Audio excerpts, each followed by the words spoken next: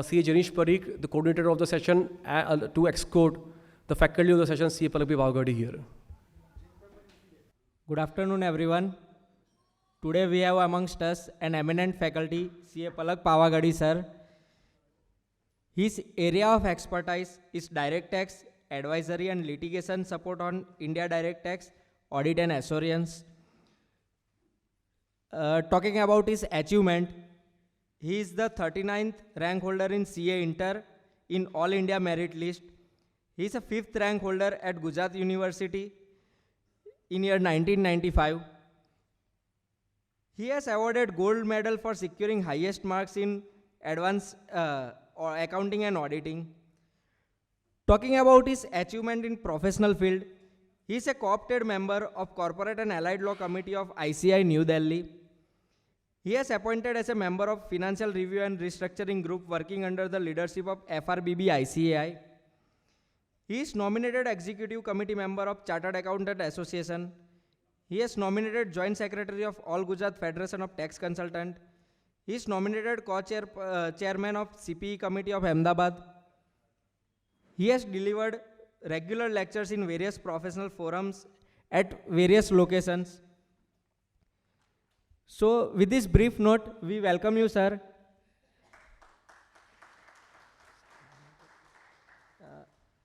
I request C. Abhinav Malavya to felicitate Palak Pawagadi sir with memento. And I request Chintan Patel sir to join.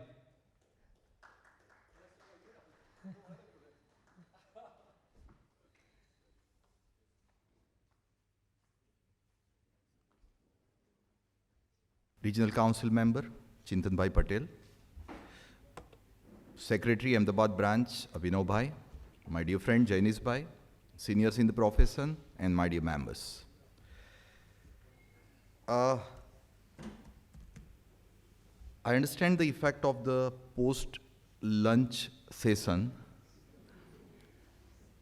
And that too, the topic which I am to deal is a topic of I would say litigation, wherein as of today many of the clients and even the professionals are not much interested. But I have to obey whatever the topic awarded to me. एक ही subject आता है and that is direct tax. और उसमें अभिनव भाई बोले appeal पे बोलना है तो अपील पे बोलना है, अंजलि मैम बोले कि नहीं फेसलेस अपील पे बोलना है तो फेसलेस अपील पे बोलना है, but I will try and merge both the things and will make it pretty informal as it is a small gathering. एकदम इनफॉर्मल मैनर में ही चलेंगे, so that would be beneficial for everyone. I will make it Hindi English.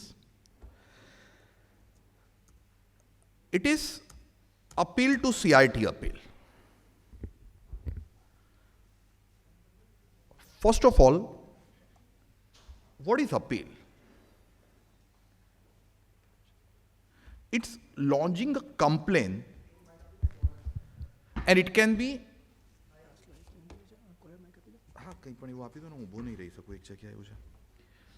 it can be launched with the higher authority only.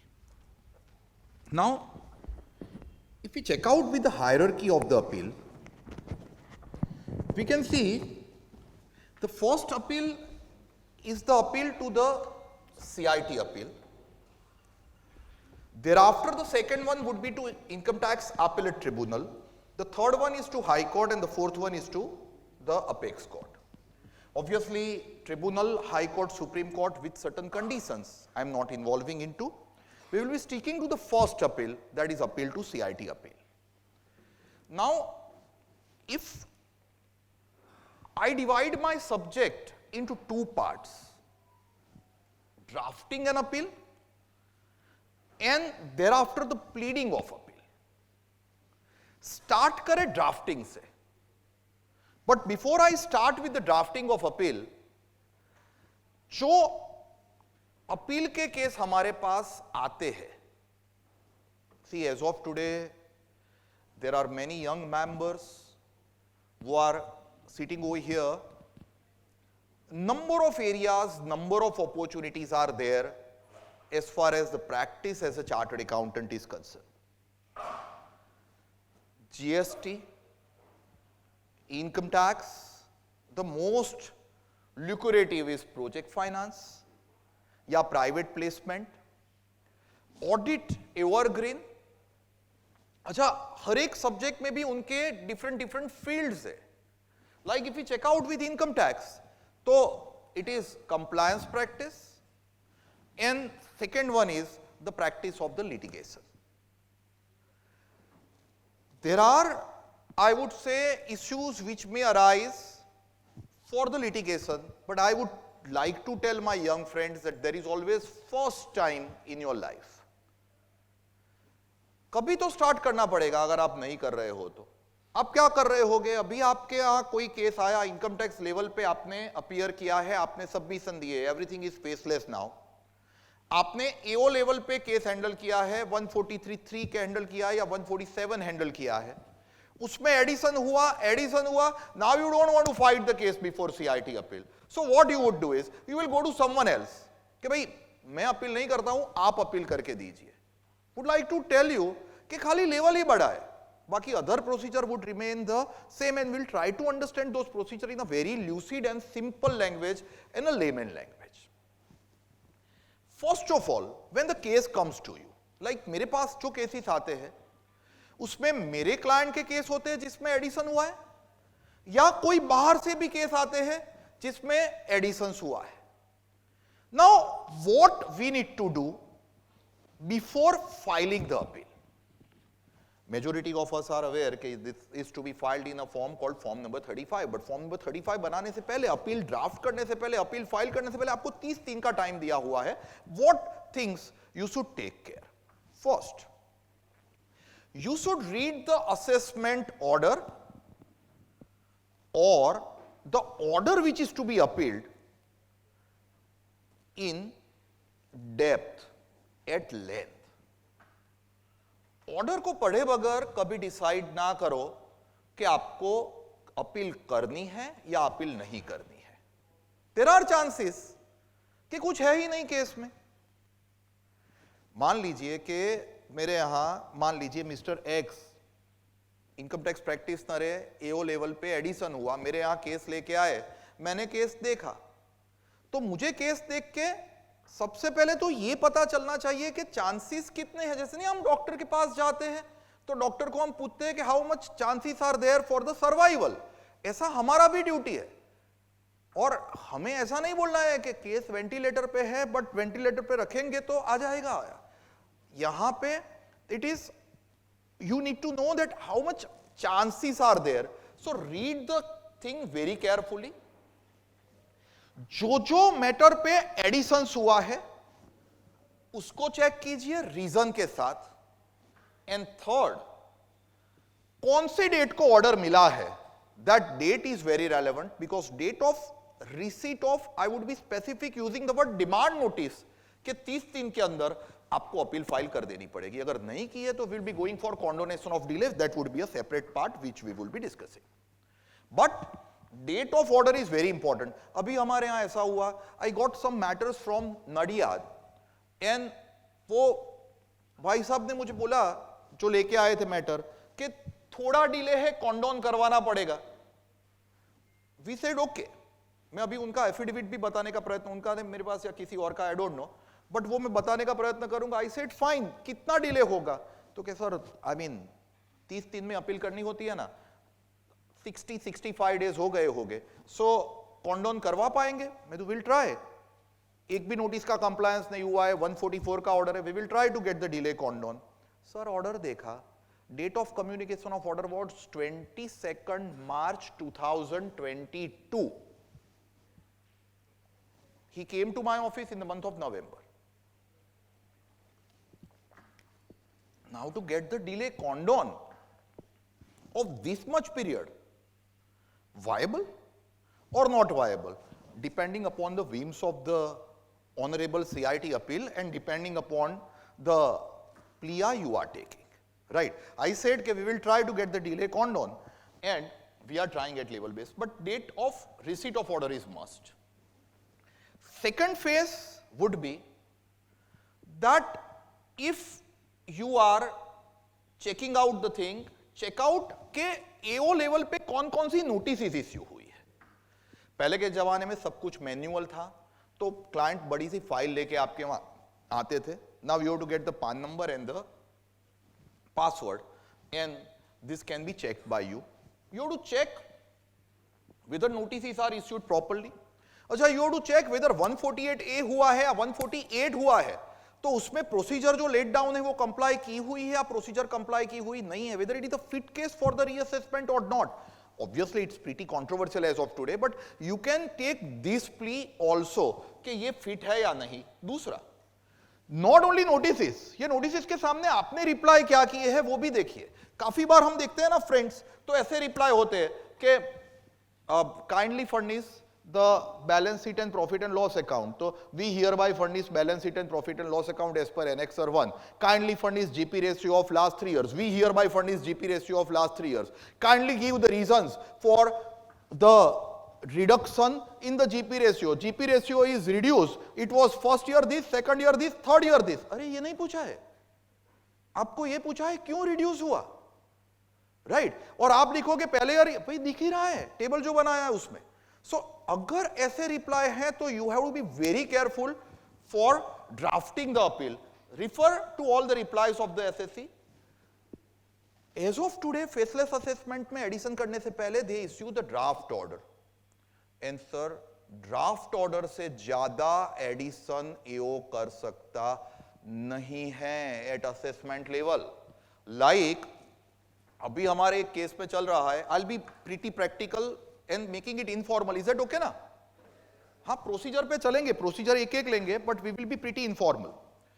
हमारे एक case में अभी ऐसा हुआ है, कोऑपरेटिव सोसाइटी है, that cooperative society deposited cash in their bank account, not in the demonetization, not in the demonetization, I will be specific.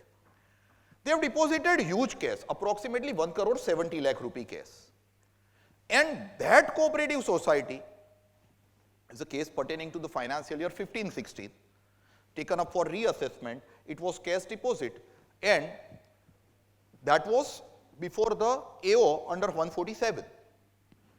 Last stage पे client हमारे पास आए थे और हमने सबमिशंस किए कैश डिपॉजिट के.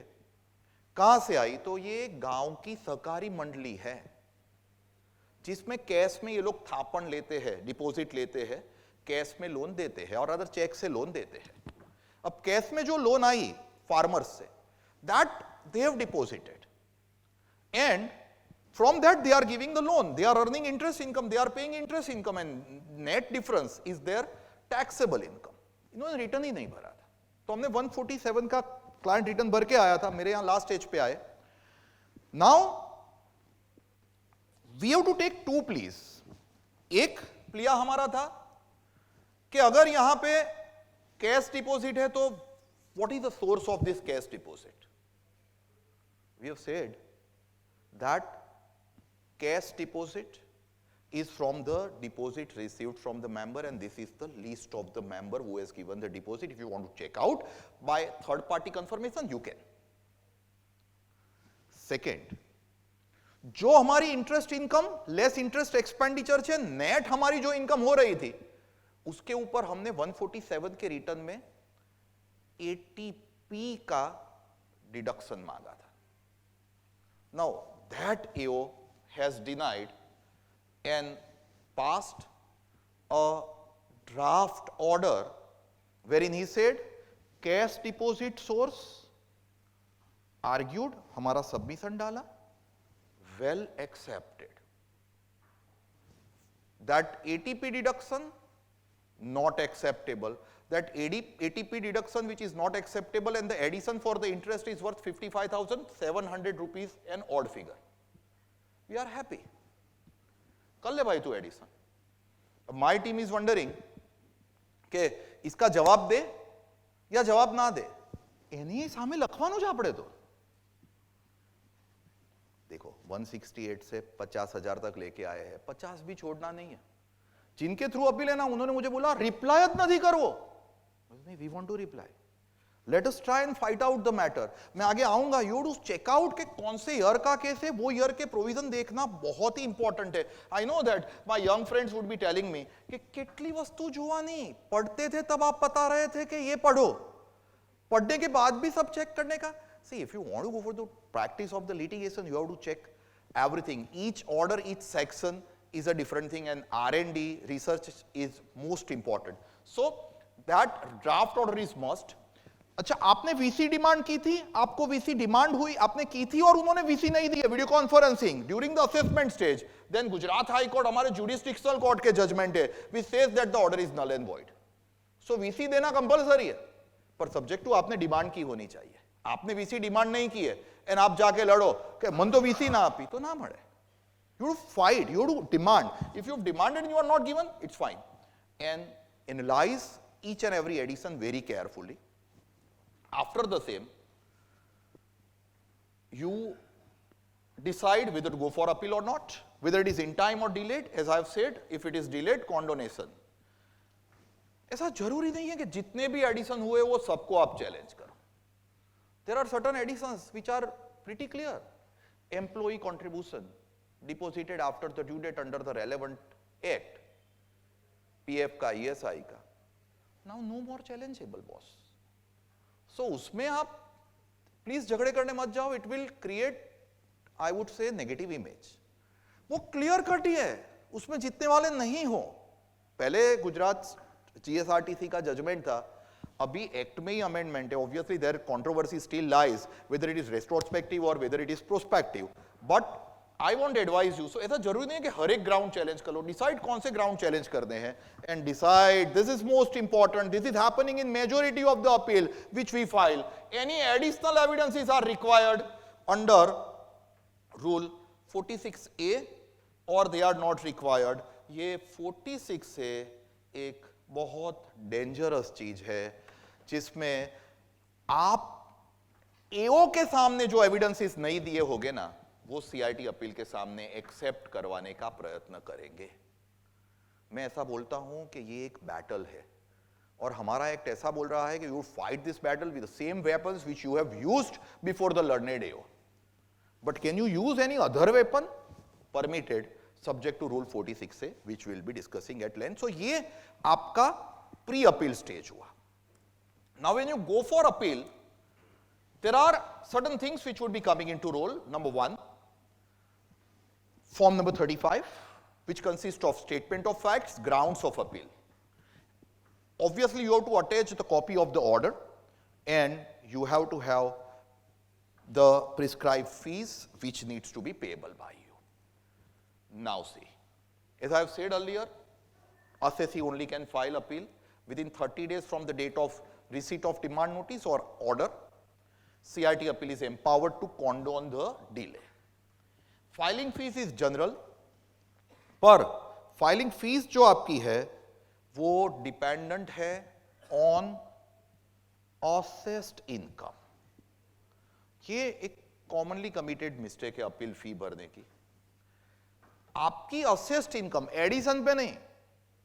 आप 80,000 का एडिशन चैलेंज कर रहे हो पर आपके क्लाइंट की रिटर्न इनकम 28 लाख थी और असेस्ड इनकम 28,80,000 है ना, आप 80,000 का एडिशन चैलेंज कर रहे हो तो your appeal fees is going to be 1,000 rupees, because that is on assessed income, not on addition. आप कितने एडिशन चैलेंज कर रहे हो उसके ऊपर परसेंटेज की फी नहीं ले रहे।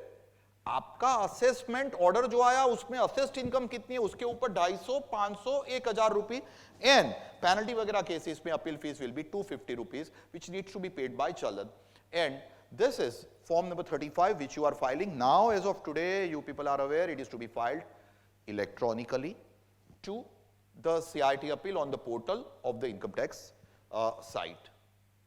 Now in this form number 35 there is going to be general details about the assessee, name of the assessee, PY, AY, कौन से सेक्शन में ऑर्डर पास हुआ है, कितनी इनकम असेस हुई है, date of passing the order, and two most important part of this form number 35 are statement of facts. 1,000 words में you have to describe the facts. पहले जब मैन्युअल था ना फ्रेंड्स, तो मैन्युअल आप एक अपील का फॉर्म बना देते 35 नंबर का, सीआईटी अपील, जो ज्यूरिस्डिक्शनल सीआईटी अपील होता था उनको आप देने जाते थे. दैट ज्यूरिस्डिक्शनल सीआईटी अपील के जो ऑफिस होती थी, they would check whether it is perfect or not. If there is some mistake, they'll revert it back to you. Now it is not. Now it is everything jurisdictionless, it is everything faceless. So आप online ही appeal file करोगे, 1000 words में there is going to be fact statement. Also state the documentary evidence relied by you in the statement of facts. But narrate your facts very correctly to negativize the AO's order, even if these facts are not covered in order. काफी बार ऐसा होगा कि like mister x की appeal मेरे यहां आई है, तो x ने एओ लेवल पे दिया ही नहीं है. अगर उन्होंने एओ लेवल पे दिया ही नहीं है, तो एओ ने अपने ऑर्डर का पार्ट भी नहीं बनाया है, उन्होंने अपने ऑर्डर में कुछ लिखा ही नहीं है इसके related, but it is necessary. Then in that very case, it would be open for you to narrate the correct fact. ऐसा जरूरी नहीं है कि जो आप स्टेटमेंट ऑफ फैक्ट्स बना रहे हो वो असेसमेंट ऑर्डर के बेस पे ही होने चाहिए. You narrate what is correct thing rather than the submissions of at the AO level or it is order of AO. Mention all notices and reply if required.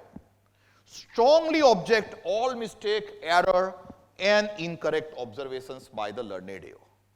See, एक चीज याद रखना friends, कि हमें जो कहना है ना वो कह ही देना है, कन्वे कर देना है. खाली ऐसा लिखने का कि लर्नेड AO, योर ऑनर, ये सब जार्गन्स यूज कीजिए, उनको अच्छा लगेगा. बिकॉज सीआईटी अपील है तो बड़ा भाई है ना AO का. He is a big brother of AO working under the CBDT only. Right? So, but you can strongly object and ex party order हुआ है तो आपके statement of facts will help you to contain the same. Second, this is major. अब आपका जो assessment order आया होगा ना, we will be referring to one practical issue also at a slight later stage. But आपका जो assessment order आया होगा ना, उसमें addition हुए, like say for example मेरे केस में addition हुआ है ये because of the personal expenditure, या मेरे केस में एडिशन हुआ है because of unsecured loan treated as bogus entry, या मेरे केस में एडिशन हुआ है say for example that interest on this unsecured loan is also been disallowed. So 3 addition से मैं पहले तो डिसाइड करूंगा कि कौन से तीनों एडिशन के सामने अपील करनी है, एक या 2 एडिशन के सामने ही अपील करनी है, कौन से मुझे ग्राउंड रेज करनी है. So I am raising all the 3 ground. Then for each ground the form is giving you 100 words. And in 100 word you have to have the form 35 wherein you have to narrate the ground. सबसे पहले आएगा कौन से section में आप इसको challenge कर रहे हो. Personal expenditure disallowed, section 37. Aspect of the ground challenge, what was the issue and why that particular ground is being challenged, and explain only in 2-3 lines what you are challenging. आपको appeal में trailer बताना है form other grounds of appeal में form 35 में. पूरा movie नहीं दिखाना है, पूरा मूवी सबमिशन में बनाएंगे. You don't have to narrate everything, you have to narrate the gist and make grounds pretty exhaustive. Like in one of our case we have challenged the bogus purchases. AO ने around 4 crore का bogus purchase का addition कर दिया था. Now as he has added purchases, तो हमने challenge किया कि bogus purchases added by learned AO under section 68. Section 68 bogus purchases added, not acceptable. The reason being this is on the basis of only the inquiry of only 7 to 8% of the total purchases made, and he has added all the 4 crore as the bogus purchase. So that is not tenable. Second हमने ground लिया, this is important, without prejudice to above. आपको ये CRT appeal देना हो तो we are happy. If you are not giving without prejudice to above, kindly make GP addition. Not full 4 crore. So या तो पूरे 4 करोड़ को डिलीट करो, या तो आप उसका क्या करो, GP addition. But you do use your words very carefully. ऊपर का लेना हो तो पहले हम वही बोल रहे हैं कि 4 करोड़ ऐड नहीं होगा, पर वो 4 करोड़ ऐड नहीं डिलीट करना है तो आप खाली जीपी एडिशन कीजिए. That you can narrate, right. So make grounds exhaustive to avoid additional ground, and this is major. Many youngsters are making this mistake. Please avoid the case laws at this stage. ये final CA की exam नहीं है कि जितना आता है वो सब लिख के आए. एग्जाम बाद में आएगी. ये तो आप क्या दे रहे हो अभी, ये आप नेट प्रैक्टिस कर रहे हो, ये आप ट्रेलर बता रहे हो. So you don't write everything. So please avoid the case laws at this stage. बहुत महत्व का मुद्दा इज एडिशनल एविडेंसेस. अब ये जो आगे मैंने बोला ना वही है. It is assumed that you are going to fight the appeal on the basis of the same weapons which you have used before the learned AO. आपने एओ के सामने जो वेपन्स यूज किए थे ना, वही वेपन से आप अपील फाइल करोगे, वही एविडेंस से अपील फाइल करोगे. कुछ नया आप नहीं फाइल कर सकोगे, ऐसा कह रहा है. Rule provides that the appellant shall not be entitled to produce before CIT appeal any evidence oral और documentary other than evidence produced before him during the course of proceeding before AO except in the following cases. और हम ये exception का ही benefit लिए जा रहे हैं. General rule है, जो एओ को दिया है वही दे सकोगे. बट अगर एओ को नहीं दिया है और सीआईटी अपील को देना है तो you have to get the additional evidence accepted as per rule 46A of the income tax rules. आपके माइंड में ऐसा क्वेश्चन आएगा कि सर मैं लिटिगेशन की प्रैक्टिस करता हूं, मेरे यहां किसी और चार्टर्ड अकाउंटेंट के केस आते हैं 144 के ही आते हैं. 144 means best judgment assessment, ex parte assessment. Ex parte assessment means कुछ एओ को दिया ही नहीं है. तो अगर वेपन लिए बगल लड़ने गया था वो सीए, तो अभी क्या मैं भी वेपन लिए बगल जाऊंगा? No no. You can go with the weapons used in the animal made in India. याद है ना, जिन लोगों ने देखा होगा वो. But that has to be as per rule 46A. Then only acceptable, else not. What are the conditions? एक, AO refused the evidence which ought to have been, refused to admit the evidence which ought to have been admitted. Ex party में नहीं चलेगा, क्योंकि refuse कब? जब आपने दिया हो. When you have not given additions, काहेगा रिफ्यूजल? आपने तो एक भी नोटिस कंप्लाई ही नहीं की. आपका पोर्टल तो वन साइडेड है, नोटिस पे नोटिस, नोटिस ऑर्डर भी सुपर्ब है. Hearing date submission not provided, second hearing date submission, third not provided, show cause notice submission date not provided, and the assessment order. तो ये आएगा नहीं. दूसरा, अच्छा ये कब आएगा? जब आप सबमिशन देना चाहते थे पर एओ ने लेने से मना कर दिया. Very rarely this would happen. Second, the appellant was prevented by sufficient cause from producing the evidence which he was called upon to produce by the AO. ये भी एओ ने नहीं लिया, 144 में काम नहीं आएगा. तीसरा, the appellant was prevented by sufficient cause from producing before any evidence which is relevant for any ground of appeal. This is important. Sir ji, आप अभी ऐसा बोल रहे हो कि ये एविडेंस बहुत ही जरूरी था. Like I will clarify. से फॉर एग्जांपल क्लाइंट के केस में जो उनका सेल डीड हुआ था वो पूरी सेल्स प्राइस का एडिशन हो गया है. क्लाइंट ने बोलने का प्रयत्न किया कि सर ये मेरा 3 करोड़ का जो आप एडिशन कर रहे हो, मैं 3 करोड़ का तो ओनर ही नहीं हूं, मैं तो पार्ट ओनर हूं, मेरी ओनरशिप 1/3 ही है. आप 1/3 ही एडिशन कर सको, 1 करोड़ ही एडिशन कर सको. And he said I am giving you the proof. AO did not accept. AO said SFT 3 crore बता रहे. अब एसएफटी क्या बताता है? मेरा शेयर नहीं बताता है, वो तो टोटली बताता है.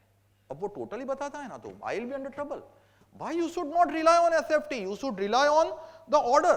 अभी मैं एक सीए के साथ डिस्कस कर रहा था ऑन सैटरडे ओनली. यार उनके क्लाइंट के केस में उनके क्लाइंट ने फाइल किया है, उन्होंने प्रॉपर्टी परचेज की, 2 साल के बाद प्रॉपर्टी को मॉर्गेज करके लैप ली, लोन अगेंस्ट द प्रॉपर्टी, तो ये प्रॉपर्टी मॉर्गेज करनी पड़े, मॉर्गेज डीड फाइल करना पड़े। उन्होंने मॉर्गेज डीड फाइल किया है, सब रजिस्ट्रार से इंफॉर्मेशन गई है कि मॉर्गेज डीड नहीं है, सेल डीड है, तो बोले कैपिटल गेन भरो। Now no submissions are made and that chartered accountant is in the appeal. So you have to have genuine चीज लेने से ही मना कर रहे हैं, you can get it admitted before CIT appeal, and AO has made the order without giving sufficient opportunity. अब ये 4 में से एक भी चीज 144 में नहीं आती है, बेस जजमेंट में नहीं आती है। तो is there any way out for the best judgment? Will check. No evidence shall be admitted unless CIT appeal records in writing the reasons for its admission. The CIT appeal shall not take into account any evidence unless the AO has been allowed the reasonable opportunity. हमारे अभी की एक case में client ने cash deposit करवाई है demonetisation के दौरान। Client is having the business of mobile phone and accessories, mobile accessories to be specific, toughen glass and other accessories. अब वो कैश का धंधा है, उसमें से हमने डिपॉजिट करवाया, कुछ सबमिशन नहीं हुआ था क्योंकि क्लाइंट के 2 यूनिट थे, एक अहमदाबाद में दूसरा चेन्नई में, दोनों प्रोप्राइटरशिप में। चेन्नई का कुछ सबमिशन ही नहीं हुआ है, अहमदाबाद का सब था, पर अभी तो सब सेंट्रलाइज हो गया है ना, तो निर्मला बहन के पास तो सब डिटेल होती है, अहमदाबाद की देखो, चेन्नई की देखो, सब। सो मैडम के पास चेन्नई की कैश डिपॉजिट भी गई एंड आर्ग्यूड कि ये कहां पे है। Now we are arguing it is from a genuine source. हम तो 44 AD में गए 8%। We are ready to pay the tax appeal level पे, and we are getting the additional evidence is admitted कि ये हमारी कैश बुक है, ये हमारे बैंक स्टेटमेंट है, ये हमारा कैश का सोर्स है, ये हमारा सेल्स है, kindly get it admitted. Now when we have given this, learned CIT appeal is going to send it back to AO कि आप चेक करो, एंड AO के पास से ये वर्ड आपने बार बार सुना होगा, रिमांड रिपोर्ट मांगेंगे कि ये एविडेंस जेन्युइन है या जेन्युइन नहीं है, how much they are reliable, and after that only they will decide whether to accept और not. Notwithstanding above, CIT appeal has a power to direct the production of any document or the examination of any witnesses. And under Rule 46A(4), the CIT appeal has, on its own discretion, can ask assessee to produce any evidence or any document. Additional evidence gathered by CIT appeal on his own is not required to be produced before AO for his comments. Meaning thereby, मैं कुछ दे रहा हूं, CIT appeal may admit as per Rule 46A, or he has right to go beyond that Rule 46A, B, C, D, जो आगे हमने देखा, EBCD, and he has right to admit the same. मेरे produced evidence CIT appeal अपने आप accept नहीं करेगा। What he will do is he will give it to AO for the remand report, but CIT appeal ने कुछ अपने आप gather किया है, then it need not be given to the AO. And advisable as of today के जो additional evidence है वो अपील फाइल करते वक्त ही आप अगर दे दे तो that would be the best thing. उसके बाद भी आप एडमिट करवा सकोगे सबमिशन के दौरान, but during the appeal also there is a column given that you can submit the additional evidences. पहले कुछ रेस्ट्रिक्शंस थे कि आप 2 ही अटैचमेंट कर सको, 3 ही अटैचमेंट कर सको, now those restriction has been done away, but you can. उसके बाद का मुद्दा फॉर्म नंबर 35 में है, हम ड्राफ्टिंग में हैं, हम अपील फाइल कर रहे हैं, बाद में हम प्लीड करेंगे। आपकी अपील जो आपने फाइल की वो आप अपील फाइल करोगे, तो whether it is valid appeal or not, and friends I'll be pretty honest with you that even when CIT appeal asked me when it was physical, આવું લખેલું છે? I said yes sir. I'll clarify what do I mean. 249(4) is divided into two. 249(4)(a) that talks about if return is filed. अगर आपने return भरा है, आप case हार गए हो, एक्स पार्टी हार गए हो या सबमिशन से हार गए हो, तो in that case to call your appeal valid, tax payer has to pay the tax as per returned income जो जनरली भरा होगा, तो your appeal will be valid. आप बोलोगे सर मेरा रिटर्न टैक्स 8 लाख था, 8 लाख रुपीस, एंड मेरा असेस टैक्स 12 लाख आया, तो 4 लाख रुपए जो एडिशन की या demand notice I with interest आएगी, वो नहीं बढ़ेगा. 4 लाख रुपए बढ़ने की जरूरत नहीं है. For considering the appeal to be valid appeal 8 lakh रुपए भरे हुए होने चाहिए. There is a misconception in the mind of many. अभी मुझे एक गांव से आया था एक भाई, बोले कि टैक्स भरी ने अपील करवानी. अरे मैं तो टैक्स नहीं भरवानो એટલે તો अपील करवानी. If you get the money deposited it would B 6% FD. 6% interest देते हैं ना रिफंड के ऊपर, which we don't want to do. हाँ, I'll be coming to the stay of demand, but you have to pay the tax as per returned income.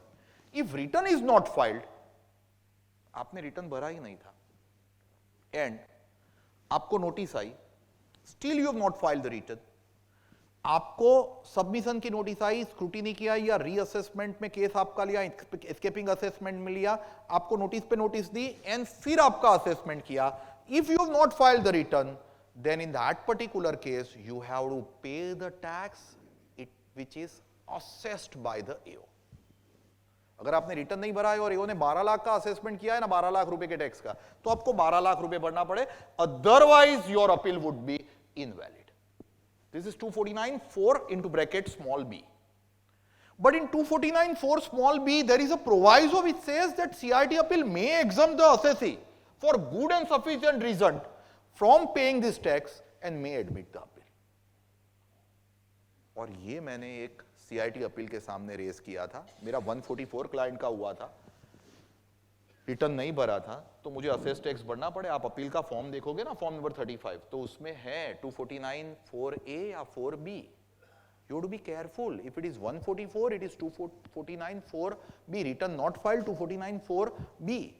Wherein you have to get this, I mean, non-payment condoned by the CIT appeal, and generally they are liberal in condoning the same. But ये मैंने जब एक CIT appeal को दिया, इसका letter दिया ना, physical था तब, तो CIT appeal मेरा आदमी देने गया था, उन्होंने मुझे बुलाया कि भाई क्यों इतना पढ़ते हो क्या?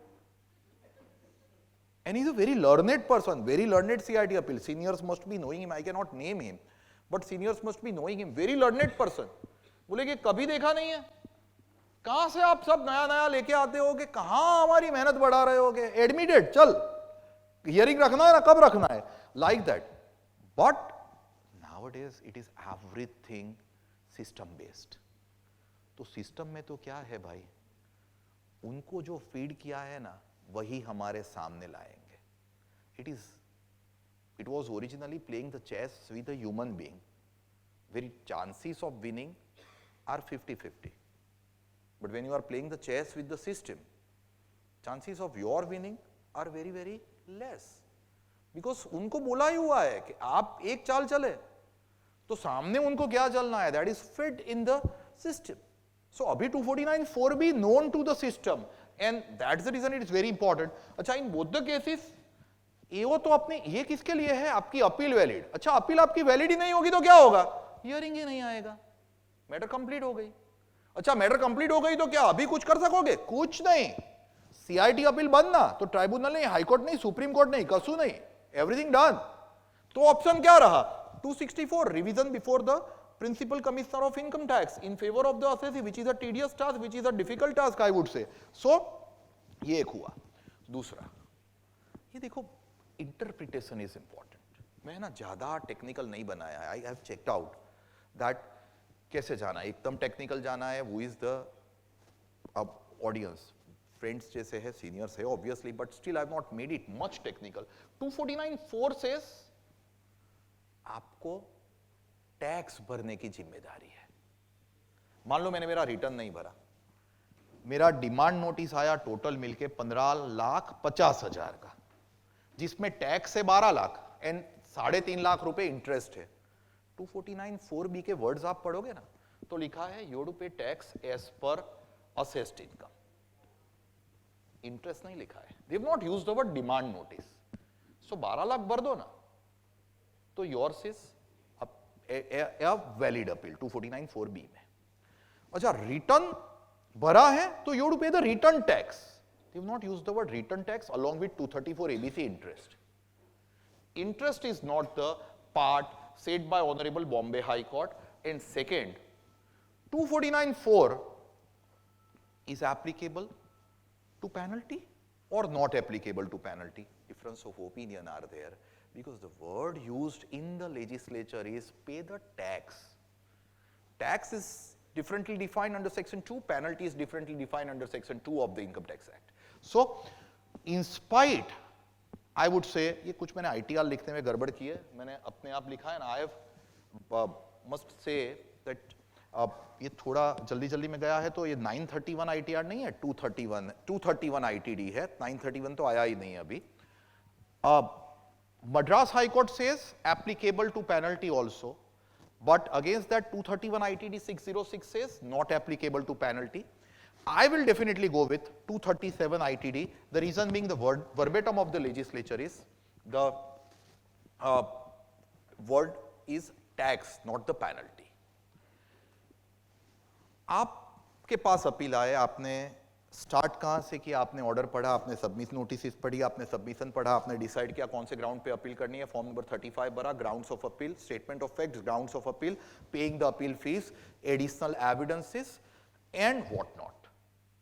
अब आपको मेल में 3 चीजें एक साथ आती है, एक असेसमेंट ऑर्डर, दूसरा कंप्यूटेशन सीट और उसकी डिमांड नोटिस, एंड तीसरी पेनल्टी की सो कॉज। अब आपको टैक्स नहीं भरना है, मेरा 8 लाख का रिटर्न था, ईओ ने 12 लाख रुपए का टैक्स किया, 4 लाख रुपए की डिमांड प्लस इंटरेस्ट रेस की, मुझे 4 लाख नहीं भरना है अभी, then in that particular case I have to have stay of demand under section 156 sorry, that is to be obtained under section 220 into bracket 6। दूसरा, जो उन्होंने पेनल्टी प्रोसीडिंग स्टार्ट की है उसका मुझे स्टे लाना पड़ेगा, एक लेटर फाइल करना पड़ेगा जिसमें मुझे लिखना पड़ेगा कि सर आपने एडिशन कर दिया पर मैंने अपील फाइल की, it is sub judice before the honourable CIT appeal, so kindly wait till the time the CIT appeal passes the order and you will get the stay। and third, अगर आपकी appeal late है तो you have to get the delay condone।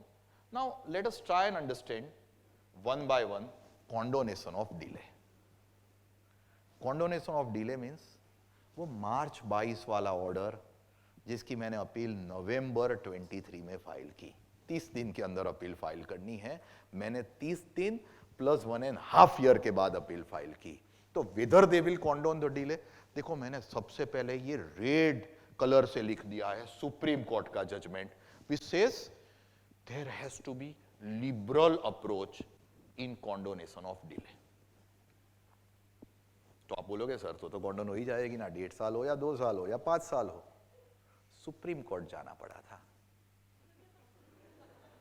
कहां जाना पड़ा था? Supreme court. है ना? Number 1, CIT appeal is empowered to condone the delay if there is sufficient cause। now what would be sufficient cause? sufficient cause may be, एक भी notice का मैंने रिप्लाई नहीं किया है। क्यों मैंने एक भी नोटिस का रिप्लाई नहीं किया है? बिकॉज सर मुझे पता ही नहीं था, पोर्टल आ गया। अच्छा, मेरा जो फिजिकल नोटिस आती थी वो मेरे एड्रेस पे आती थी, वहां से तो मैं डिफरेंट एड्रेस पे चला गया हूं sir, I forgot to change the address, I am a layman. This is the common ground which we are raising. Second ground is, sir my authorized representative was out of India and we are giving the copies of his passport which proves that he is out of India। अब हमारे तो एक case में appeal, CIT appeal की, हमने AO का order भी हमारा, अपील भी हमने ही की, मैं आउट ऑफ इंडिया कोविड के पहले गया होऊंगा, उससे बाद नहीं गया हूं, तो भी आर्ग्यू किया I was out of India. मुझे पता था they will ask for the passport copies and they will ask for the affidavit, so I said I was not CIT, I mean I was not the authorised representative. नाम luckily मैंने नहीं चढ़ाया था, मैंने कहा कि मार्मिक भाई इज द ऑथोराइज्ड रिप्रेजेंटेटिव। क्यों? तो कि मैंने उनके फोटो देखे थे इंस्टा पे, he was at Dubai for some work, so he was out of during this particular period। you do narrate the facts, I always believe it's a closed group, so I can. Always your case is won not by the facts, not by the law. Your case is always won by you. How you see the case would decide whether it is your favor case or against you. Right? So that is to be taken care of. Maximum 500 words में आपको ये delay कॉन्डोनेशन के reasons देने हैं, आपको affidavit file करनी है कि मैं ऑथोराइज रिप्रेजेंटेटिव हूं, मैं पूरे होश खौस में कह रहा हूं कि मैं आउट ऑफ इंडिया था, ये मेरी पासपोर्ट की कॉपी है, and that's the reason there was a delay, assessee could not approach me and there is a delay. दूसरा, अगर वो इलिटरेट है तो we have to give those reasons. Luckily हमारे पास ऐसे जजमेंट्स अवेलेबल है जो कह रहे हैं कि डिले कॉन्डोन सीआरटी अपील साहब कर दीजिए, and they are, even the tribunal is also having the liberal approach if they find that there is a genuine reason. Now दूसरा आया स्टे ऑफ डिमांड. 8 लाख का 12 लाख था, उसका स्टे लाना पड़े. वो स्टे लाना पड़े टैक्स प्लस इंटरेस्ट दोनों का. You have to file an application under section 220(6) to the AO. अगर एओ आपका स्टे नहीं दे रहा है तो you can file the application before appellate authority. All the appellate authority has inherent power to grant the stay. And sir, SSC को ये notice के रिस्पॉन्स में ही स्टे फाइल करना है, स्टे डिमांड करना है. एक चीज यहां पे मैं क्लियरली बोल दूं फ्रेंड्स कि स्टे वगैरह सब ओके, 20% भरवाते हैं. आई रिपीट, 20% भरवाते हैं, बराबर है. That 20% is problematic. डिमोनेटाइजेशन के केस में 10 करोड़ का एडिशन हुआ हो. हमारे एक यहां पे एक अपील आई है, 100 करोड़ का एडिशन है. उनकी डिमांड आप देखो तो it is nearly 90-95 crore with interest, बराबर है. बिकॉज 77.25% टैक्स रेट था उस टाइम डिमोनेटाइजेशन के ईयर में, सेक्शन 68 का 115 BBE में. सो प्लस इंटरेस्ट वगैरह देखो तो it is too high. Now ये 90 करोड़ के 20% भरवाने का बोले कि 18 करोड़, तो 18 करोड़ तो मेरा एसएससी ऐसा बोले कि मैं इसके लिए 180 जन्म लूंगा ना तो भी नहीं कमा पाऊंगा. क्लाइंट को तो आप देखो ना, ये तो क्लाइंट तो આપણા ત્યાં આવે ને, I'll be speaking in Gujarati, એટલા બિચારા રડમસ થઈને આવે ને, ટેન્શન આપણને થાય કે આપણી ફી આવશે. 18 કરોડની વાત બાજુ પર મૂકો, 90 કરોડ ભારત સરકારનું જે થવું એ થશે, મારી ફીનું શું? આપણો તો ટાર્ગેટ પહેલો શું હોય કે ભાઈ you at least deposit 20% to my account and then I will file form number 35. But that is a big issue. अब उसमें 18 करोड़ कहां से भरेगा? 90 करोड़ के 20%. सो यहां पे आपके पास ऑप्शन है. जनरल रूल ऐसा है, मेरी 4 लाख की डिमांड है, generally they will make me पे 20%, and if I pay 20%, then for balance they may grant the stay. If I don't want to pay that 20%, then the one legal way out, one illegal way out. Legal way out is I have to get the High Court involved and get the matter stayed by High Court against the CBDT circular. Many cases people are doing this. And second one, this is from the jurisdictional AO. You can tell him कि sir 4 lakh की जो demand है उसका 20% 80,000 हो रहा है, मेरे client के पास नहीं है, आप हफ्ते कर दीजिए, मैं धीरे धीरे भर दूंगा. But he is also smart. He'll stop the recovery till the time you are paying that installment, but he will not officially grant the stay to you. Stay का लेटर नहीं देगा वो कि बाकी के 80% पे आपने 20 भर दिया, then he would be happy granting the stay to you, because उनके ऊपर भी प्रेशर होता है. ये बैंक में जैसा प्रेशर होता है ना, क्रेडिट कार्ड देने का, लोन देने का, आपके ऊपर ऑडिट कंप्लीट करने का, हाँ मेरे ऊपर लिटिगेशन कंप्लीट करने का, वैसा ही प्रेशर होता है कलेक्शन लाने का. So they would not be. So ये बात हुई, हमने अपील ड्राफ्ट करके एओ को, sorry my mistake, learned CIT appeal को फाइल की, ऑनलाइन फाइल की. Now let us plead the appeal. When you plead the matter, give all submissions which you have made to AO. Paper book format में पहले तो जाता था जब फिजिकल था, अभी फिजिकल नहीं है तो भी you have to be very careful that you have to give all the submissions which you have made to AO to the learned CIT appeal. Second, you have to give draft written submissions which each ground making each point very clear. एक एक मुद्दे के ऊपर एक एक addition जो एओ ने किया है, जो आपने ग्राउंड्स में रेस किया है, 2-3 लाइन वहां पे बनाई थी, मैंने बोला था वो ट्रेलर है, अभी पूरा मूवी है. You have to give each and every detail with facts, with law, with judgements.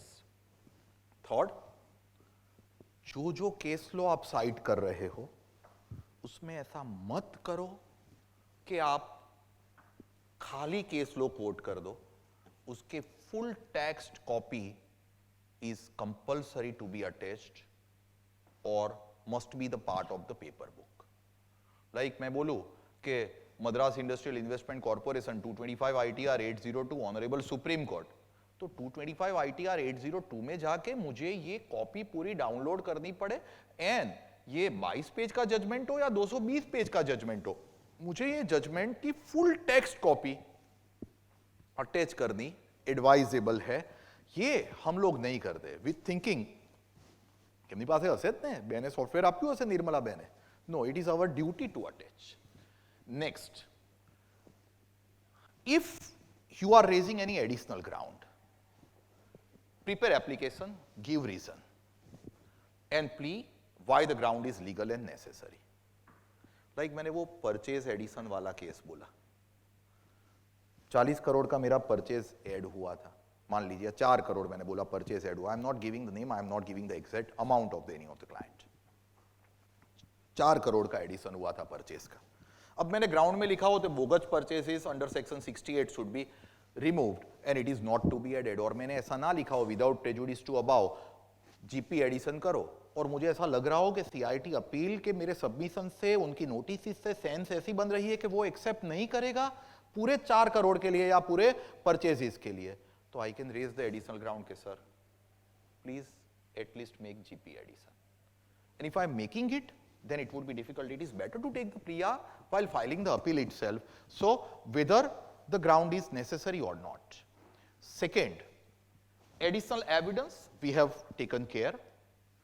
And अगर आपने additional evidence raise किए हैं तो additional evidence के सामने जैसा मैंने बोला वैसे CIT appeal before admitting the additional evidence will ask AO to verify and give a report called remand report. और वो रिमांड रिपोर्ट का भी कॉपी आपको देंगे और आपको बोलेंगे कि आप इसके सामने अपने सबमिशन कीजिए. You will make the submission, always pick up the words of assessment order और remand report and suit those words to make you win the case. ऐसा नहीं general submission, no general submission is tenable as of today.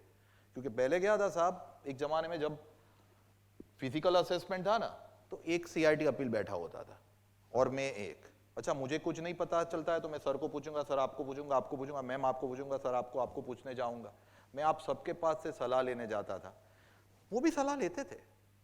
अच्छा, मैं CIT appeal में case लड़ने जाऊं ना, मैं और मेरी 2 जने की टीम जाती थी, 3 जने हम जाते थे, वो बेचारा अकेला बंदा बैठा हो एंड ही विल चेक. अभी ऐसा नहीं है. As I am trying to tell you, you have to suit the particular words of the assessment order or the other side's order. The reason being, it's the team of the CIT appeal sitting there in the faceless CIT appeal.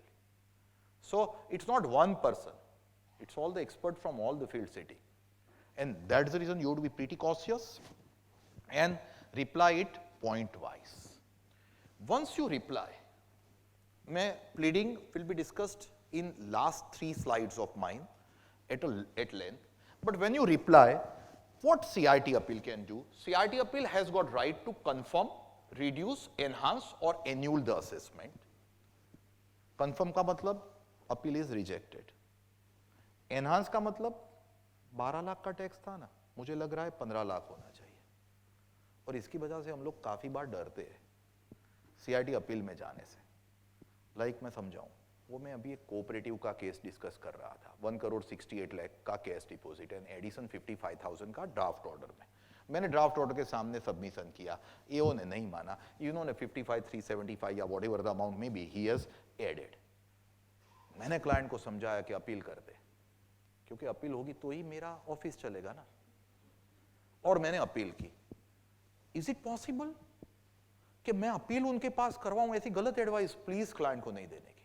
मैं appeal करवाऊं, is it possible to for CIT appeal to grow into those 1 crore 68 lakh rupee मैटर? Answer is yes, he would be. जाएगा नहीं, उनके पास बहुत काम है, जाएंगे नहीं, but yes the law has given them the power, he can enhance annual the assessment.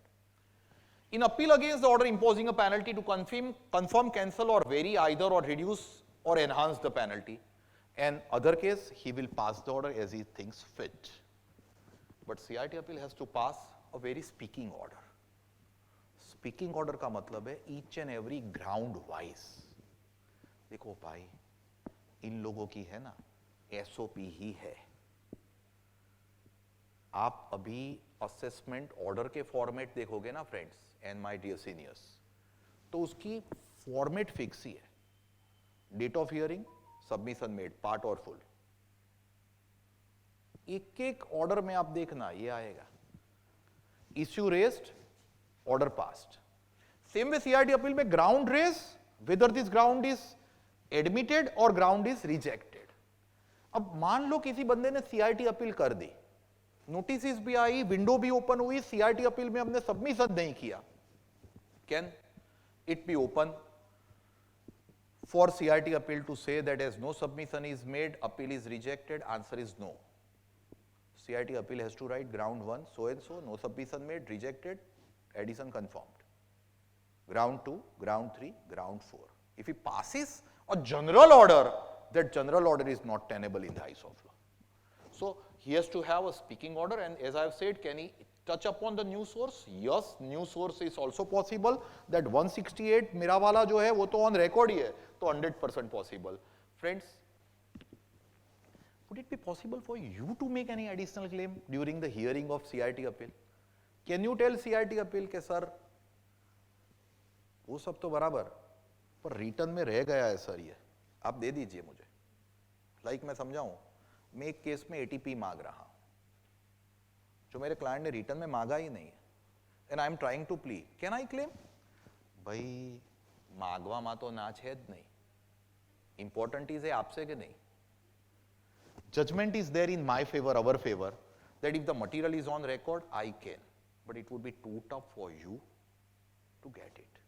એવું કેવી રીતે થાય કે તમે રિટર્નમાં પર્ટિક્યુલર ખર્ચો અલાવેબલ નથી માંગ્યો અને સીઆઈટી અપીલને કોક સાહેબ રહી ગયું હતું, મારા આર્ટિકલર રિટર્ન બનાવ્યું હતું ને, so it was not, so kindly give. Can you claim additional ground? We have discussed additional ground is yes, permitted. Now three most important slide, and Marvik bhai we will close well in time. 3:15, 3:30 close kar, 3:15. Commonly committed mistakes. Sir, not reading the order properly and misunderstanding the facts and addition. Sir ये अब भी हमारे यहां ही हुआ है, and that was not CIT appeal, but at tribunal level, but relevant, so I am highlighting. Client ने return भरा, audit report में उन्होंने 43B के क्लॉज में बताया कि मार्च महीने का जो आउटस्टैंडिंग पीएफ एंड ईएसआई था मार्च का, 31 मार्च का, वो उनको बताना था पेड ऑन और बिफोर ड्यू डेट, उसने बताया आफ्टर ड्यू डेट। उसने क्या बताया 43B में? After due date. As he so it after due date 143(1)A होके आ गया, रेक्टिफिकेशन करवाने की ट्राई की, नहीं हुआ, 143(1)A कंफर्म्ड। उन्होंने सीआईटी अपील को अपील फाइल की, सीआईटी अपील को अपील फाइल की, उसमें ग्राउंड में रेज किया कि wrongly it is mentioned in audit report under the clause of employee contribution to PF under section 36(1)(5)A in place of 43B, and hence disallowance is made. It is 43B wherein disallowance should not be made. आखो case खोटो narrate. अच्छा, CIT appeal ने भी कुछ भी नहीं देखा, CIT appeal ने बोला GSRTC एंड CIT अपील ने बोला अमेंडमेंट एंड CIT अपील ने बोला रेट्रोस्पेक्टिव एंड ब्ला ब्ला करके ऑर्डर पास कर दिया, appeal rejected, matter came for tribunal. अब विल यू बिलीव हमारे पास 143 1A ही नहीं है, जो इंटीमेशन आता है वो। सो हमने तो ऑफिस से बहुत ही रस वाला था सितंबर, तो हमने अपील, આપણે અપીલમાં શું જોઈએ? સબમિશન। મેં શું શીખવાડ્યું? Submission. A was order, CIT appeal submission, CIT appeals order, matter complete. यहाँ पे तो एओ का ऑर्डर भी नहीं था, 143 1A हमारे पास था नहीं, CIT अपील को सबमिशन, CIT अपील का order, and we filed the matter. So we filed the appeal कि भाई रॉन्गली है करके अपील फाइल हुई। मैंने 2 बार ट्रिब्यूनल से एडजॉर्नमेंट ली, बिकॉज एक बार मैं गया ना तो कि 143 1A कहाँ है, मैडम नहीं मिल रहा है 143 1A, तो क्या आप एप्लीकेशन कीजिए, आई एम नॉट गेटिंग। दूसरी बार भी 143 1A नहीं था, बट फिर भी मैं हिम्मत करके जाने वाला था, बिकॉज CIT अपील में भैया टेंशन नहीं होता है, क्योंकि सामने कोई है नहीं, फेसलेस है। अच्छा था तब भी एक बंदा था, क्लोज डोर कैबिन थी, ट्राइब्यूनल में ऐसा नहीं है। ट्राइब्यूनल में तो there are 2 members sitting, you are arguing, departmental representatives are arguing, and when you are arguing other people are watching you कि आप क्या argue कर रहे हो। So it is tough job। हाँ obviously to young friends they are promoting, if you are knowledgeable and if you are to the point, you are soft and sober। So मैं जाने वाला था, अगले दिन मैं टैली लेके बैठा क्लाइंट का।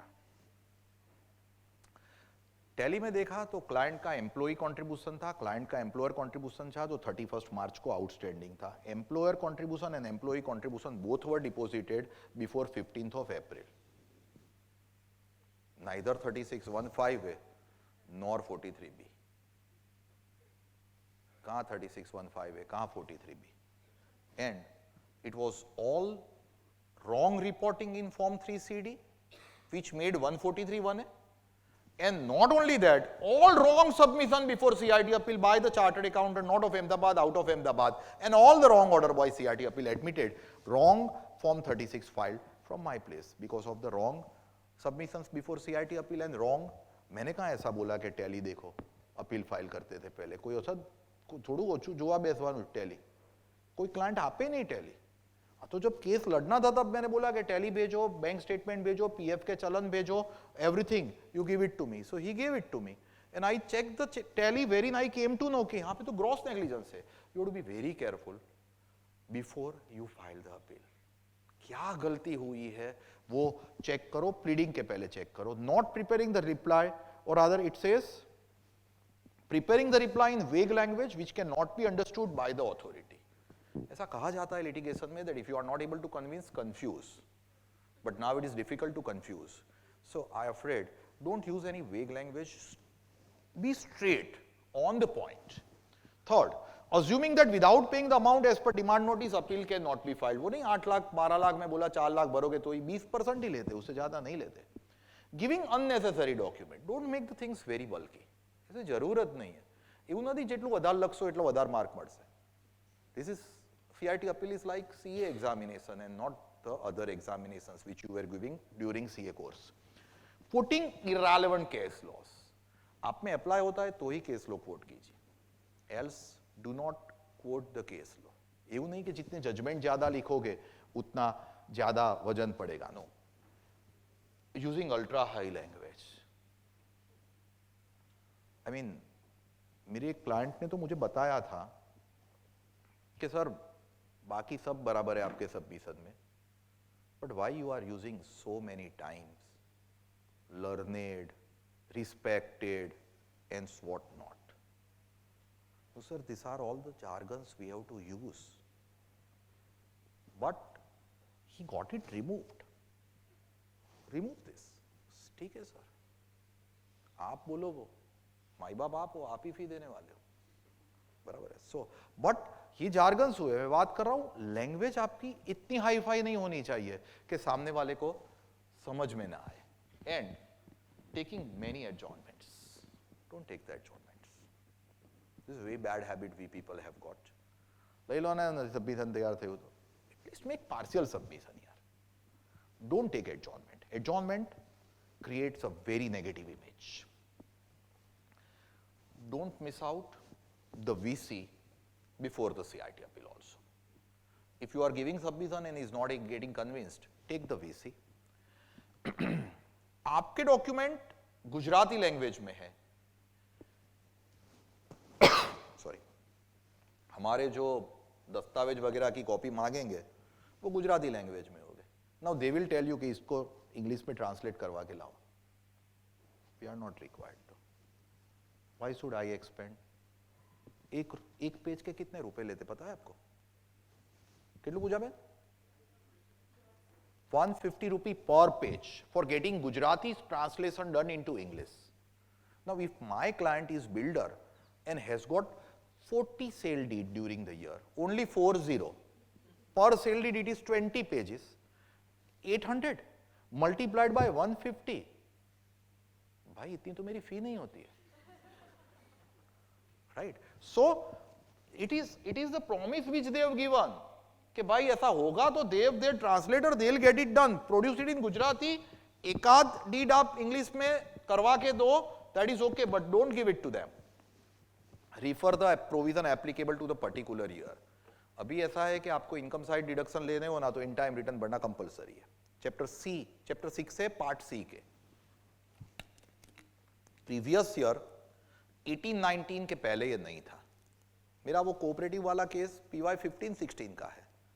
I can get, even if I have not filed the return in time. So, आपको पर्टिकुलर ईयर के प्रोविजन रिफर करने हैं. मेरी ऑफिस में मैं 22 का एक्ट एंड 23 का एक्ट मेरे टेबल पे लेके बैठा हूं, बट आगे के ईयर का हो ना तो I refer the earlier year law, और एटलीस्ट आई रिफर कि ये जो सेक्शन में इश्यू है, निटिग्रिटी है, वो कब से आया हुआ है. Right, so that is very important. Go out of the box and use the legal convincing way to plead the case. Like ये परचेज का जो एडिशन मैंने बोला ना, वो एडिशन में आई टेल यू 40 करोड़ के परचेज है. CIT अपील के सामने हम गए 40 करोड़ डिलीट करवाने के लिए. CIT अपील ने, और without prejudice to above, if not 40 crore, make GP addition. GP का परसेंटेज हमने नहीं दिया था. Let them decide. CIT appeal ने 4 करोड़ का एडिशन किया, टू बी स्पेसिफिक 3.6 करोड़ का, 9% जीपी लेके. That means they have admitted कि पूरा परचेज ऐड नहीं होगा, ओनली 9% जीपी एडिशन. क्लाइंट को ऑर्डर भेज दिया. मेरा क्लाइंट नहीं था, किसी और सीए के साथ था, ऑर्डर भेज दिया. क्लाइंट का डायरेक्टली फोन आया कि सर अब इसके सामने क्या करेंगे. मैं तो क्या इतना तो लेके आए, तेरा बोगस ऑर्डर तो था. तो कि नहीं sir, you want to plea. We went to tribunal. Trying to tell you, going out of the box. I told my team that do one thing, go to the institute recommended software called Capitaline, जो हम transfer pricing में use करते हैं.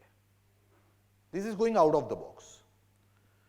And ये client का जो business है ना, उसमें पर्टिकुलर ईयर का मार्जिन कितना है वो चेक करो. My staff, my team was laughing at me कि हमारा के બધું ફોરેન નું ચલાવે છે સાહેબ. कर तो सही भाई साहब. हमारा रेशियो आया, it was only and only 0.7 to 0.8%, not more than that. CIT appeal has added 9% on the basis of the remand report of the AO. So I challenge before tribunal that sir, it is only 0.9. I would like to know how this 9% is derived by the honorable CIT appeal. The order of CIT appeal is not a speaking order. Because if you are making 9%, you have to give a base. I am giving the base. How it is 0.8 to 0.9%? So either delete or make it 0.8 to 0.9%. So tribunal has deleted. Full addition got deleted. It is nil addition order passed by the tribunal because I went out of the comfort zone. I went out of the box to clear the case. See, client का case है, वो आपको 25,000 की फी दे, 5,000 की दे, ना दे, लाख रुपए दे या 50 लाख रुपए दे, आपकी ड्यूटी है एज ए प्रोफेशनल ये केस में अपनी जान लगा देने की. Then only you can be a successful. हाँ, money is there, obviously it is required, बराबर है, but once you take up the matter you have to give your more than 100% to win the matter.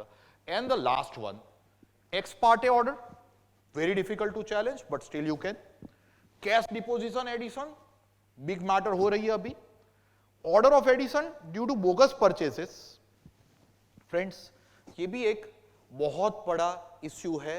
Bogus purchases जो मैंने बोला, third party किसी ने statement दिया, एओ level पे addition हो गया था. स्टेटमेंट ऐसा था कि से फॉर एग्जांपल के, अब इफ किसी का नाम हो तो काइंडली पार्डन मी, अब माफ करना, ये खाली मैं इलस्ट्रेट कर रहा हूं. हेमल भाई शाह, अब हेमल भाई शाह के बेस पे हेमल भाई शाह सो एंड सो को एडिशन कर दिया था एओ ने. वी आर्ग्यूड कि भाई हेमल भाई शाह कहां से हेमल भाई शाह, 5 नंबर लिखा है, अच्छा लिखा है हेमल भाई शाह इनटू ब्रैकेट मेहसाणा. मेरे क्लाइंट का कोई नाता नहीं है मेहसाणा के साथ. कहां आप बताओ मेहसाणा में क्या है मेरे क्लाइंट का. Before the honourable CIT appeal. So ये किसी के वहां रेड हुई, उसके वहां से पेपर मिले, हेमल भाई शाह मेहसाणा. क्लाइंट ने बोला कि हेमल भाई गया तो क्या हेमल भाई आ. And you make addition, you need to have the proof boss. एंड वो जिसके वहां रेड हुई थी वो भी इसको ही चैलेंज कर रहा है कि मैं जो स्टेटमेंट आप मेरे पूरे होशो आवाज में मैंने नहीं दिए थे. It was under coercion, misrepresentation, I have given the statement. So I can try. At the same time ये ऑर्डर ड्यू टू सर्च से property transaction detail not produced an addition. Property transactions आपने detail नहीं produce की, addition हुआ. आपने property purchase की थी, आपके केस में एडिशन हुआ. हमारा भी एक एनआरआई का केस चल रहा है. He transferred the money from Kenya and he bought the property, right? Department says source is not proved. The matter is at AO level, DRP dispute resolution panel में अभी चल रही है, but we are fighting the matter कि ये addition आप ना कर सको. 222E most common I would say. And friends, ये आपका issues related to appeal है. मालूम है 5 मिनट can I take?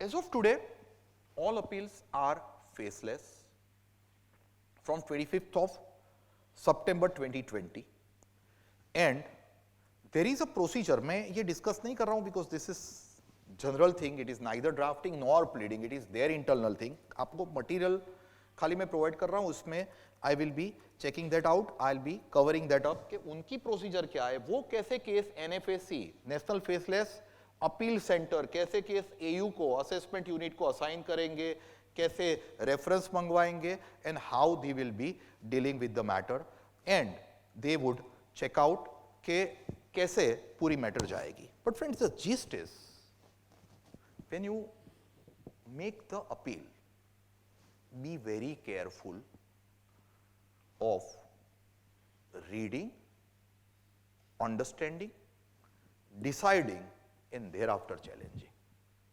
जरूरी नहीं है सब कुछ चैलेंज करो, जैसा मैंने आगे बोला वैसे, बराबर है. And what ever you challenge, it should be point wise challenge. उनके एओ के ऑर्डर के एक एक वर्ड पकड़ के चैलेंज करोगे ना, then only you can win the matter, बराबर है. And I will try and give you the draft of, say I show you if I don't know whether it is possible or not. ये एक assessment order है जिसमें client के case में 30 लाख रुपए की प्रॉपर्टी परचेज की थी, 30 लाख रुपए का एडिशन हो गया है. रादर उनका शेयर 1/10 का आई सपोज एडिशन हुआ है उनका. एंड ये हमने, ये एओ का ऑर्डर है, ये हमने पढ़ा. ये एओ की डिमांड नोटिस है कि जिसमें एओ ने 22 लाख रुपए की, 30 लाख का एडिशन है, 22 लाख रुपए का टैक्स डिमांड किया हुआ है. This is the amount of demand 22,05,240. अब इसको हमने चैलेंज किया. पुराना है 2019 का है, तो पुराना फॉर्म नंबर 35 था जिसमें हमने ग्राउंड ऑफ अपील बनाया. The learned AO erred in making the addition of 30 lakh being full value of the property purchased, ignoring our share is only 1/10, that is 10%, In this connection, learned AO further aid in applying the provisions of 69 treating same as unexplained investment as we bought it from the genuine source, and he narrated he started the penalty proceeding also. फिर हमने जो पुराना वाला form 35 था, नए का मैं ना ट्राई कर रहा था बट साइट की लिंक मिल रही है उसमें यहाँ पे कुछ दिख नहीं रहा था. We file the form and ये फॉर्म में this are statement of facts and these are our grounds of appeal. So ये जो एडिशन EO ने किया है वो एडिशन itself is wrong. ये फॉर्म 35 के बाद हमारे 2 सबमिशन गए. देखिए ज्यादा लंबी लंबी स्टोरी भी लिखने की जरूरत नहीं है. आप सबमिशन देखोगे ना तो मेरे सबमिशन में मैंने एक भी केस लॉ स्टाइट नहीं किया हुआ है. काहे का case law? This is a factual matter. When it is factual matter, you don't have to go on citing the case law if not required. And after that, there is second submission, जो उनकी notice के base पे था. And this was to faceless, wherein we are giving the source कि हमारे पास रुपए कहाँ से आए थे जो हमने कैश दी है. And after that, luckily, the order, देखो order जो आएगा CIT अपील का, वो कैसे आएगा खास समझिए. Grounds of appeal raised by the appellant is as under. पहला ग्राउंड हमारा जो था उसके सामने 10%. सेकंड ग्राउंड जो था वो during the course of assessment proceeding this has been said. हमारे एक एक रिप्लाई इन लोगों ने रिप्रोड्यूस किए जो मैंने सबमिशन 1 एंड सबमिशन 2 बताया वो. एंड उसके बाद he is passing the speaking order. It could be seen from the above submission that the appellant has purchased the agricultural land with other 3 co-owners and our share was 3 lakh and same was partly sourced out of sale consideration of land which appellant sold during the financial year 10-11. We give all the proof. Purchase deed दिया, उसमें हमने prove किया कि हमारा 1/10 ही है. हमने ये भी दिया कि हमारा सोर्स क्या है. जो 2 लाख की कैश पे की थी मेरे क्लाइंट ने जो बिल्कुल गलत ही था, आई एम एडमिटिंग, उसका सोर्स क्या है वो भी हमने दिया. एंड बैंकिंग चैनल से जो लाख रुपए गए थे वो भी हमने दिया. फ्रेंड्स वो लोग कैसे ऑर्डर पास कर रहे हैं देखिए. He said ground raised by the appellant is hereby allowed. 30 lakh and 3 lakh का जो 30 लाख का एडिशन किया है that is allowed in our favour. And penalty जो हमने चैलेंज की थी दैट इज डिसमिस्ड क्योंकि पेनल्टी रहेगी नहीं. अब एडिशन ही नहीं रहा तो पेनल्टी ही ना रही. So that ground itself is no longer and in the result the appeal is partly allowed. Partly allowed means 30 lakh का जो एडिशन था वो तो उन्होंने नलिफाई कर दिया. But what is important is that उन्होंने पेनल्टी के लिए कहा कि ये हमारी मैटर नहीं है. और ये मैं जो बोल रहा था इसमें नाम है, I won't be able to provide but I can show you. ये हमने एफिडेविट करवाई है कि जो मेरे क्लाइंट ने डिले वो मार्च 22 1.5 साल वाला राइट ये नोटराइज करवाया हुआ है गुजराती में छे. आ प्रमाण पत्र दिस दैट. हाँ, the deponent is a farmer, that the deponent is having only agricultural income, pension income, that the deponent is not having knowledge of regarding any tax proceeding, any filing portal as well as e-assessment. The deponent is not aware about such notices and order, and that he comes to know about the proceeding when he consulted the consultancy firm at Nadiad and then approached to the other consultant at Ahmedabad, that the delay in filing the appeal is due to genuine course and request to kindly condone the delay. So we are waiting. I think window is open for the submission, right? So apparently the delay seems to have gone down. So friends, this is, I would say, from my side related to very basics, जो नाम था वही मैंने लिया, very basics of appeal to CIT appeal drafting, which is very important, and thereafter fighting is very important. Before I close, I have my two colleagues from my office who made this presentation. It was all last moment I am making. They always tell me that make it early. It was them who made it for me. Thanks to them, Jinal Bhatt and Yash Thakkar who made it for me. I'm very, very thankful to Ahmedabad branch, the WRC of ICI, and all the committee members, and I am very thankful to the August gathering, the learned audience for giving me the peaceful and pleasant hearing. Thank you very much, friends.